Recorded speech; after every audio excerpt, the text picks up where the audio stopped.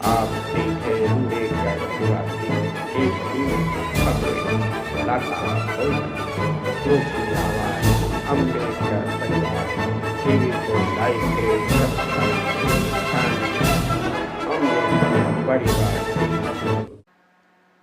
जय भीम न्यूज है। बहुजन समाज पार्टी का ब्राह्मण कार्ड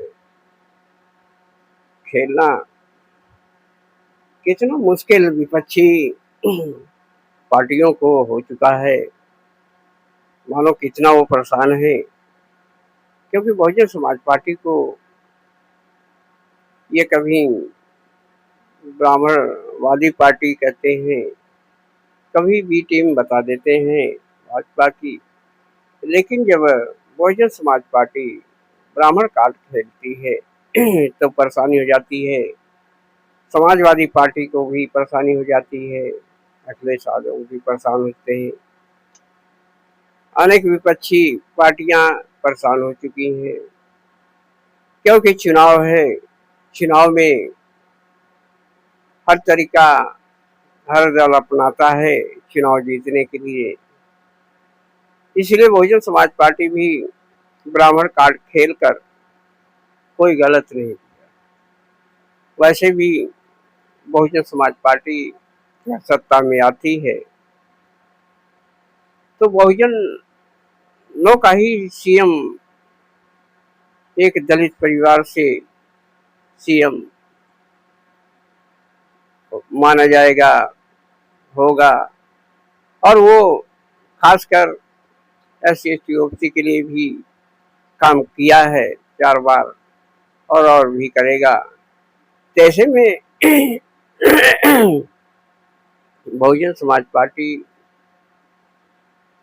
क्यों लोग इतना परेशान है, क्योंकि बहुजन समाज पार्टी बहुजनों के लिए ही तो काम करती है। और वो सत्ता में आएगी तो दिक्कत किस लिए है, इस बात से परेशान इसलिए हो रहे हैं लोग, क्योंकि वो सोचते हैं कि SC/ST OBC का, SC समाज का महिला जो है तो सीएम बन जाएगी और इससे उनके समाज का नाम जो है किस तरह से कम हो जाएगा। तो ऐसे में लोग समझ रहे हैं कि बहुजन समाज पार्टी क्या चुनाव नहीं लड़ेगी, उसे भी अधिकार है बहुजन समाज पार्टी को भी चुनाव लड़ने का। क्या हो बहुजन समाज पार्टी चुनाव लड़ना बंद कर दे? इनका कहने का मतलब यह है, विरोधियों का ये सोच रहे हैं कि बहुजन समाज पार्टी चुनाव क्यों लड़ रही है। इन्हें दिक्कत यहाँ से,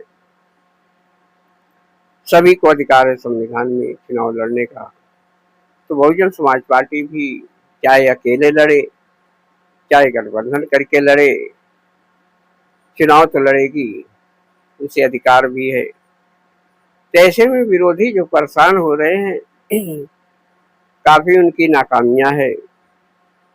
सत्ता में रहकर वो SC/ST OBC के ऊपर हो रहे शोषण अत्याचार को भी नहीं रोक पाए।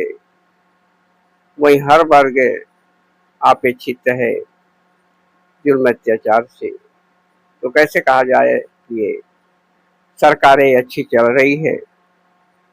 बहुजन समाज पार्टी कानून व्यवस्था बनाने में अव्वल नंबर की है और इसका इतिहास भी रहा है। तो बहुजन समाज पार्टी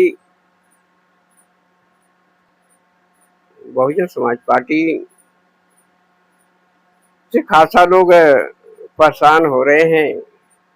और बहुजन समाज पार्टी की जो लोग कहते थे कि बहुजन समाज पार्टी खत्म हो गई, जीरो है, एक विधायक है, तो आज जब बहुजन समाज पार्टी की चर्चा जब मीडिया में होने लगी, बहुजन समाज पार्टी की जब रैलियां देखकर लोग घबराने लगे,